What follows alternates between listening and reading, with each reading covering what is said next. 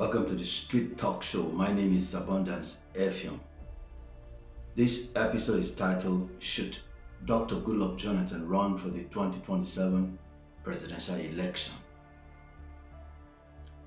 That's a question I want you to answer. But first, before we delve into this story, I want you to know that I truly appreciate your support. You have been subscribing, you've been watching, you've been commenting, and you've been sharing. I truly appreciate what you're doing for Kimeku ETV. Now, let me say this. I like this gentleman, Dr. Goodluck Jonathan. In fact, his name is synonymous with fortune. Dr. Goodluck Jonathan came into the limelight when the late D. Prayer Lemesiega picked him up as a deputy governorship candidate in Bayelsa way back in 1999. But somehow, as time went on, events took a different turn when D. Prayer himself was indicted for corruption. So eventually, Goodluck Jonathan took over as the governor of that state. And while he was still trying to settle down, President Olusegun Obasanjo saw him and then decided that he would make a vice presidential candidate. And so he brought him to pair with the late President Yar'adua. Many didn't know much about Goodluck, but Goodluck came in as a man that God truly blessed with luck, because every step he took, it was great. From deputy governor to governor, then he went in as a vice presidential candidate, and when Yar'adua won that election, he became a vice president. And then suddenly something else happened. Yar'adua died and he became president. Goodluck Jonathan is noted for peace. In fact, there is no Nigerian president that is as peaceful as Dr. Goodluck Jonathan. He's done a lot. I remember when he came in, our economy grew. In fact, he took Nigeria to a point where Nigeria became the biggest economy in Africa, earning revenues in trillions.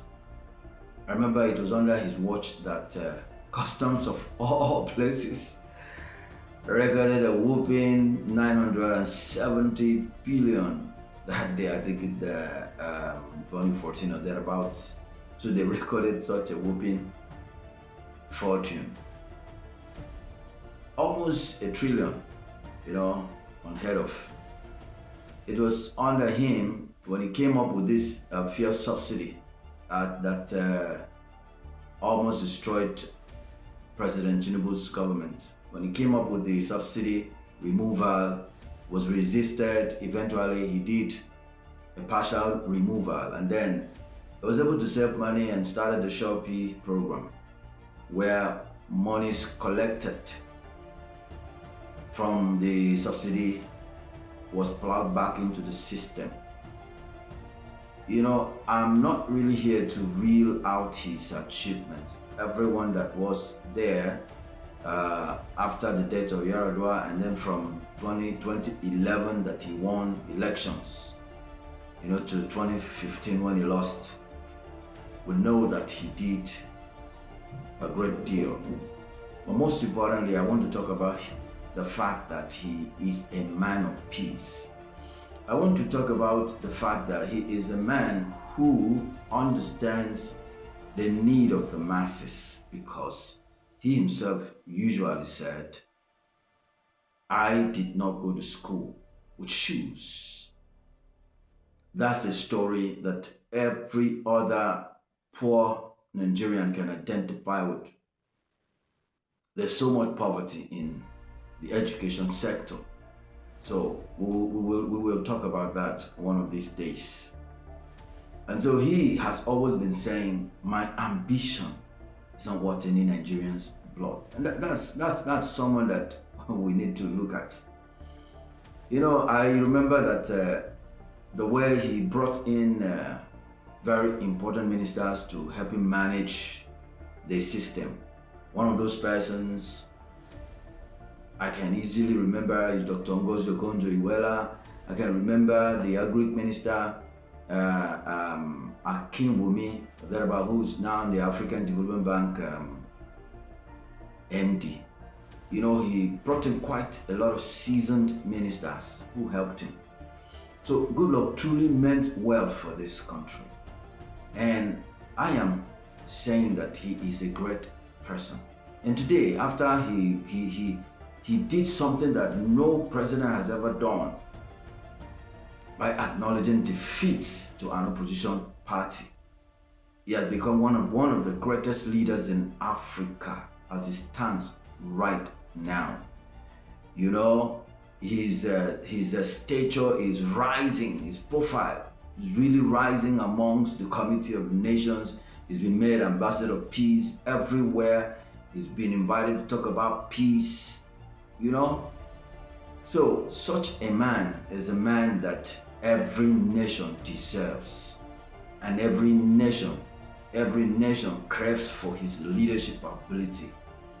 In recent times, there have been rumors that President Goodluck Jonathan is coming back to run for the presidency in 2027.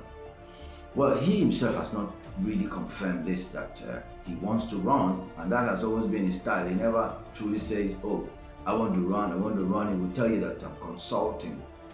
So probably he's consulting, or probably he's not consulting. The point now is this: Goodluck Jonathan running for presidency come 2027, pitching himself against President Tinubu, the sitting president, is becoming everyday talk. The rumor is increasing every day. Different sectors, different people are speaking. And the PDP says, look, we will give him a platform. After all, he's still a PDP member. ADC is also there in the media. ADC is saying, look, if he's ready, we're going to give him a platform. I think it's only the APC that is not going to give him a platform because they already have a candidate. So Goodluck Jonathan is one man that's a lucky man, and is one man that is very peaceful, and there is one man that brought a lot of prosperity to this country in his time. But the question now is, should he truly run for this second term? I will be coming back in part 2, where we'll be concluding this episode. I want you to comment on this. I truly want to hear from you. Should Goodluck Jonathan run for 2027? But when we come back in part 2 of this, you're going to hear my own opinion. I don't want you to go away. Stay tuned. My name is Abundance Zephion. You're watching the Street Talk Show brought to you by Kimeku ETV. The second part is going to blow your mind, what I'm about to say. So don't go away. I'd like you to share this video, make it go viral. Thank you so much for watching.